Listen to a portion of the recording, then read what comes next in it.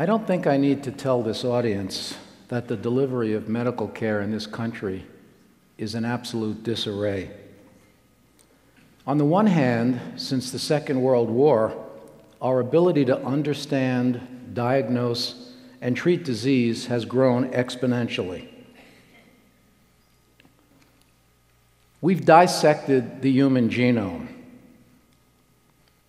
We've developed vaccines that prevent polio, cervical cancer, and other devastating diseases. And we've built machines that allow us to explore the deepest recesses of our bodies without penetrating them. On the other hand, our ability for getting these sophisticated and advanced technologies to people in an affordable and equitable fashion is fundamentally unchanged. And this is particularly true for people living in communities with populations under 100,000, communities that are spread across most of the country. Can you believe that we rank 50th in the world in longevity? And I don't need to tell this audience that there's a growing shortage of physicians, especially primary care doctors, but also subspecialists. Indeed, by the year 2020, it's estimated that our country will have 70,000 fewer doctors than we need.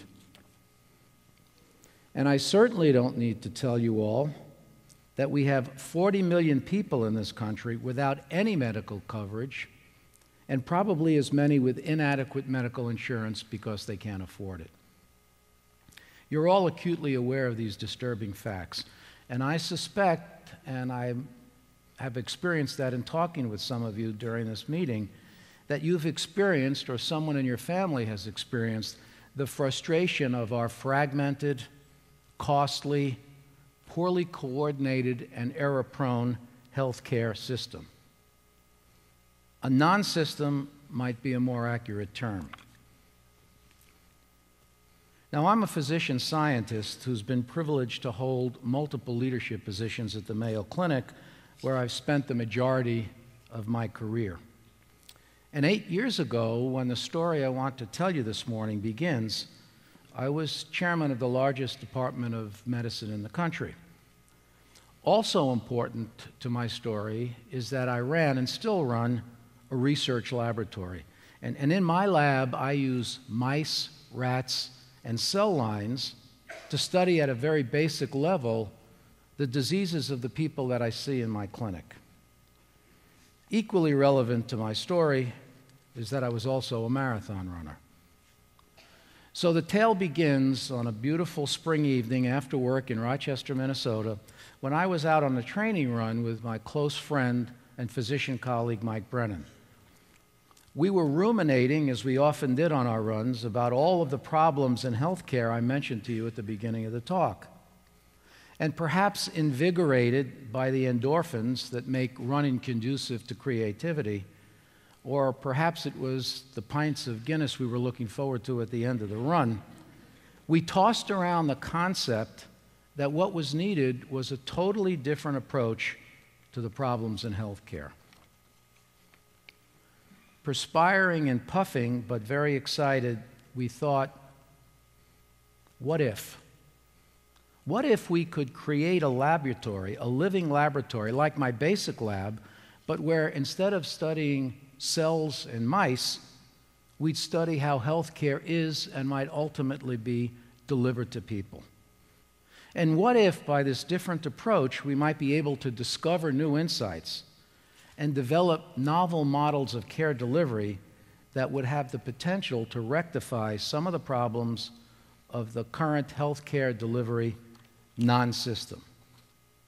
And what if we were able to see these problems from a different perspective and employ a different type of inquiry by adapting and applying the scientific method to healthcare? So here's how that story played out. Implementation of the scientific method requires a number of important elements. It requires space, a laboratory for us to do our experiments in. It also requires expertise in a discipline. In my case, it happens to be epithelial cell biology, a discipline I learned at the Rockefeller University when I was a Mayo Foundation scholar. It requires skilled people. In my lab, the skilled people are physiologists, microscopists, and molecular biologists. And it also requires technical approaches. For example, cell isolation and cell culture. To do experiments, we need equipment. We need centrifuges, electron microscopes, and culture hoods. We also need financial support. And that's where the NIH comes in. And finally, the scientific method requires metrics.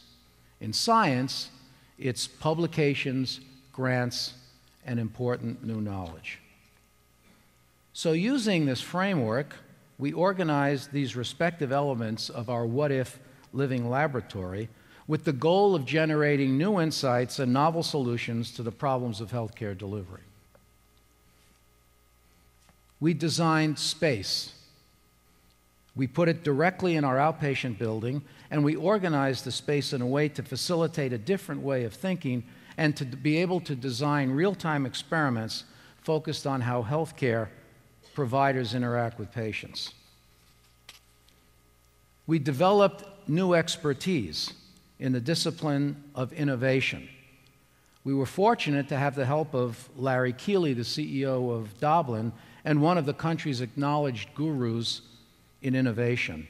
He made us aware of the spectrum of innovation, from sustaining innovation, doing what we now are doing but doing it better, to perhaps the more important type of innovation, disruptive innovation, doing things in a totally new and different way. And we also became familiar with the discipline of design thinking with the help of Tim Brown, the CEO of IDEO. This is a systematic approach to problem framing and solving that uses qualitative observational research to discover the explicit and implicit needs of individuals, in this case, our patients. We hired skilled people to populate that lab, diverse types of individuals that had never before been embedded in a healthcare system, designers from varied disciplines who brought with them deep experience in human-centered observational research. And we mixed the designers with physicians, with nurses, with project managers, with IT people, and with people from finance, a team now consisting of about 50 individuals in our center devoted entirely to discovering and implementing new ways to deliver better health. We developed technical approaches based on design thinking that depended heavily on the concepts of co-creation, rapid prototyping, and piloting. And this approach was the philosophy of our team: to think big, to start small, and to move fast. We developed a living laboratory in our outpatient setting and equipped it with video and audio devices so we could observe, with the permission of patients, the interaction of providers and patients as we explored and evaluated new models of healthcare delivery. And we did all of this with the visionary support of Mayo leaders and friends of Mayo, including an external advisory council made up of successful innovators, designers, and entrepreneurs. People like Larry Keeley, Tim Brown, and Dean Ornish, who spoke to you yesterday. And finally, we began to develop new metrics. We needed these to assess our progress in advancing the innovative healthcare models. These metrics didn't exist and needed to extend beyond money, which is a necessary but not a very good stand-in for the full spectrum of dimensions that, as you know, make up the patient-provider human experience when it comes to healthcare. So before I conclude with the lessons that I learned from this experience and provide a challenge to you, as suggested by our host, Randy, I'd like to show you a video that we prepared which I think dramatically encapsulates the problems that we face in healthcare and suggests a potential general solution.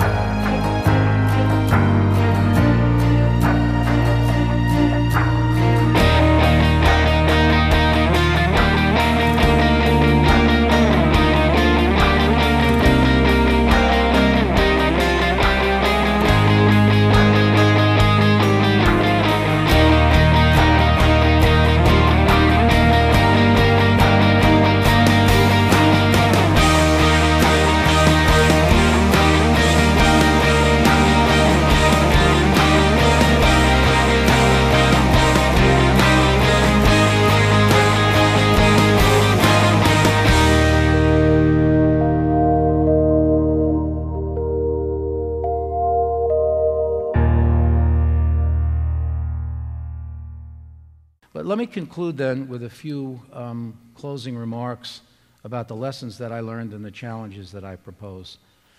So the lesson that I took away from this what-if experience of adapting the scientific method to discover and test new ways to deliver health care, employing the disciplines of innovation and design thinking, was best articulated over 50 years ago by arguably the greatest thinker of the 21st century, Albert Einstein.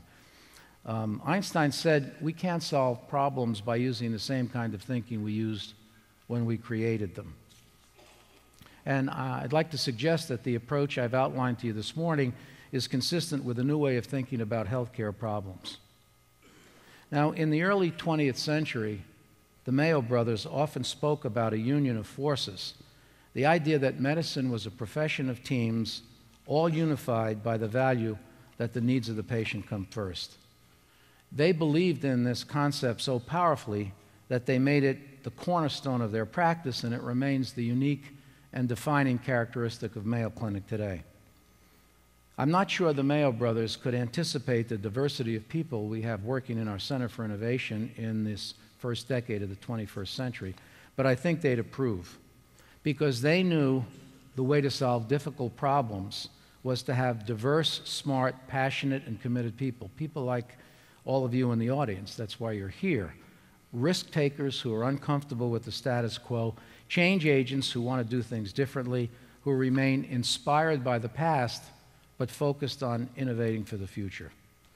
So the challenge I suggest to you today, to all of us, is this. Let's begin by acknowledging that the problems of the healthcare delivery non-system affect all of us, that we all have a responsibility to participate in and contribute to a union of forces to solve these problems. The question that I leave you with is, how can all of us here now begin to organize a union of forces that needs to come together to fix healthcare? Imagine what if we could do that. Thank you very much.